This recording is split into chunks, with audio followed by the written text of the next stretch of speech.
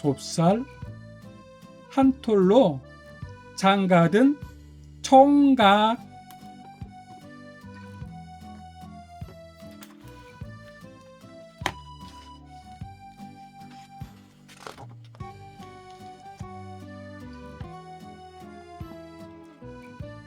수수께끼 하나 내볼까요?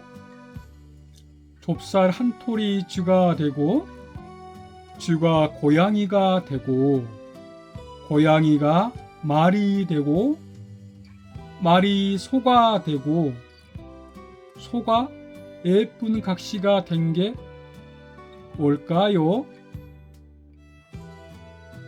잘 모르겠지요?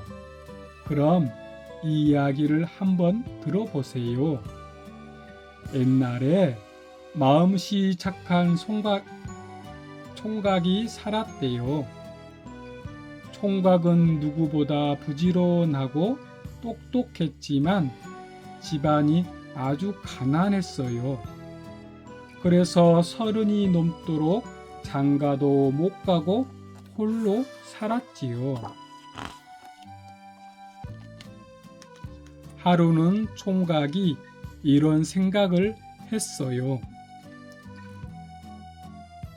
이렇게 살다간 평생 장가도 못 가고 죽겠다. 죽이 되든 밥이 되든 일단 집을 떠나 색식감을 구해오자. 다음 날 아침 총각은 길을 떠날 준비를 했어요.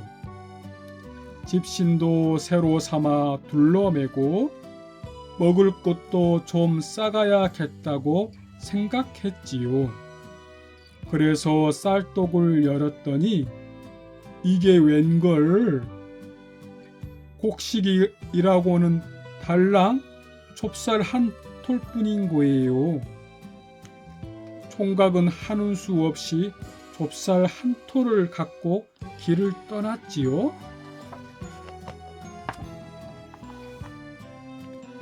가다가 날이 저물어 주막에 들렸어요. 총각은 주인에게 좁쌀 한 톨을 건네며 말했지요. 이걸 잘 맡아두었다가 내일 떠날 때 주세요.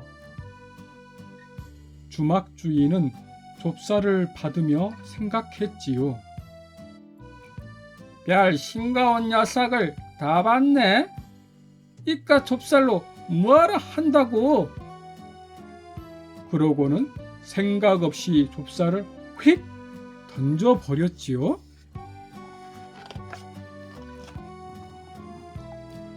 다음 날 아침 총각이 주인에게 말했어요. 제가 맡긴 좁쌀 한 톨 돌려주세요.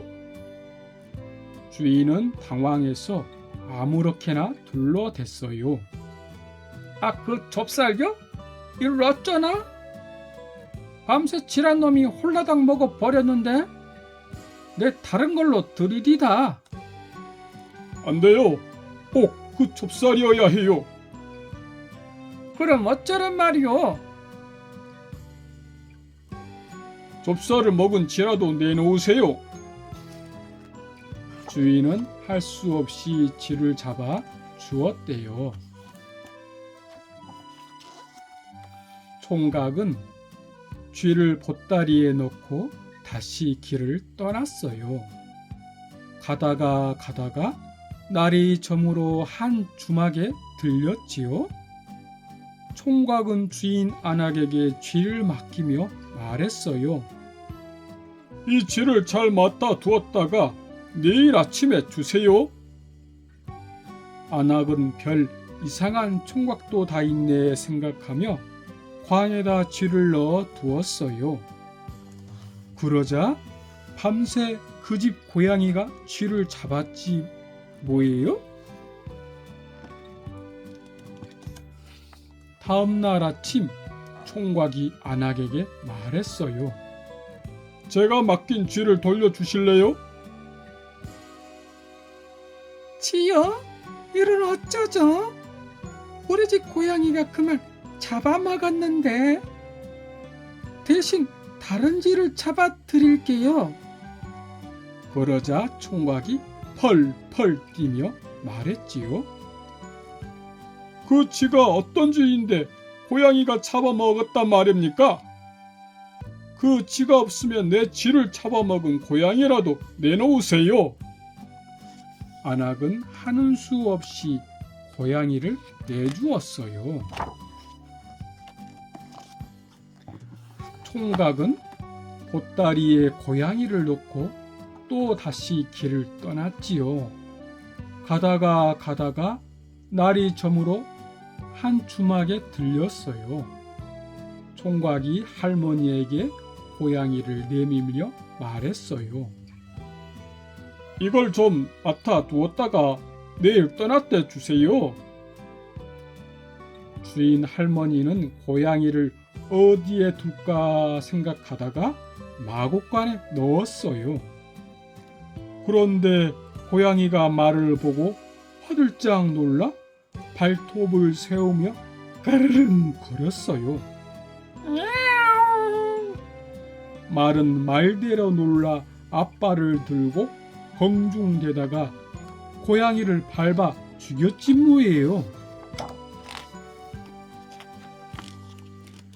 다음 날 아침 총각이 고양이를 달라고 했어요. 미안해서 어쩌나?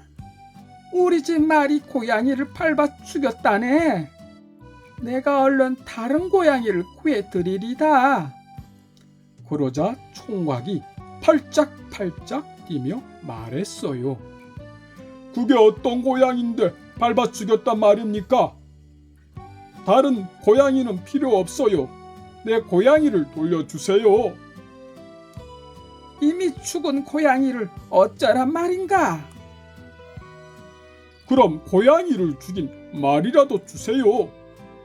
할머니는 하는 수 없이 말을 내주었어요. 총각은 말을 타고 가다가 주막에 들어 말을 맡겼어요.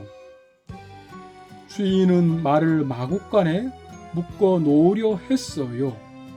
그런데 그날따라 빈자리가 없는 거예요. 주인은 할 수 없이 외양간에다 말을 넣었어요. 그러자 말이 소를 보고 놀라서는 앞발을 치켜들고 힝 울어댔어요. 소는 소대로 놀라 이리저리 날뛰다가 뿔로 말을 받아버렸지요.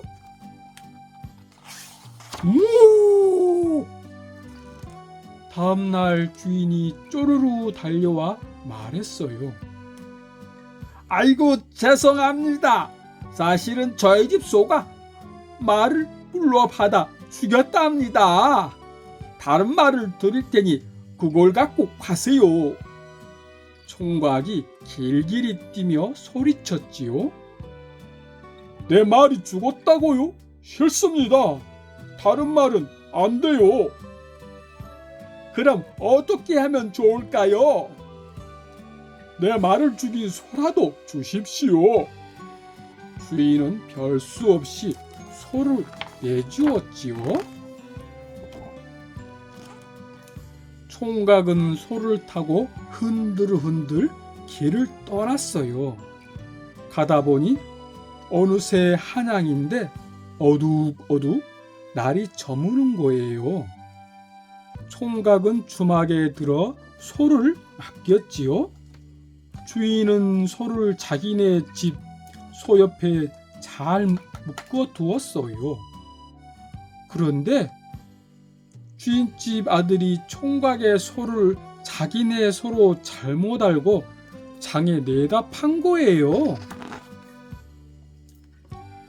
다음 날 총각이 소를 달라고 하자 주인이 머리를 조아리며 사정 이야기를 했어요. 괜찮다면 제 집 소를 대신 가져가세요. 총각이 벌컥 화를 내며 말했어요. 무슨 소리입니까? 꼭 내 소여야 합니다. 총각이 이렇게 나오니 어쩌겠어요. 소를 찾으러 장에 가는 수밖에요. 주인이 물어 소를 사간 곳을 알아보니 바로 정승댁인 거예요. 그날이 마침 정승댁 딸 생일이라 잔치에 쓰려고 사간 거지요. 총각은 곧장 정승댁으로 찾아가서 다짜고짜 소를 내놓으라고 말했어요. 하인은 나가라고 밀치고 총각은 들어가겠다고 버티고 그러다 그만 몸싸움이 벌어졌지요. 때마침 정승이 방에서 나오다가 이걸 보고 무슨 까닭인지 물었어요. 총각의 이야기를 듣고 정승이 말했어요. 흐흐, 내 사정은 잘 알겠다만 이미 먹은 소를 어쩌란 말이냐? 총각은 딱 잡아떼며 말했어요. 소를 잡아먹은 사람이라도 주십시오. 정승은 기가 탁 막혔어요. 그럼 내 딸을 달라는 말이냐? 정승은 하하하하하 헛웃음을 지으며 찬찬히 총각을 뜯어 보았어요. 보아하니 옷차림은 볼품없지만 말하는 품이 야무지고 두 눈은 총명한 게 마음에 딱 드는 거예요. 정승이 점잖게 말했지요. 정 그렇다면 내 딸을 데려가게나. 이렇게 해서 총각은 정승의 딸과 결혼했어요.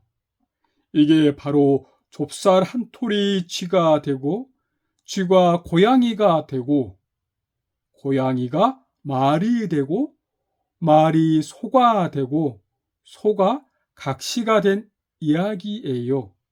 어때요? 끝.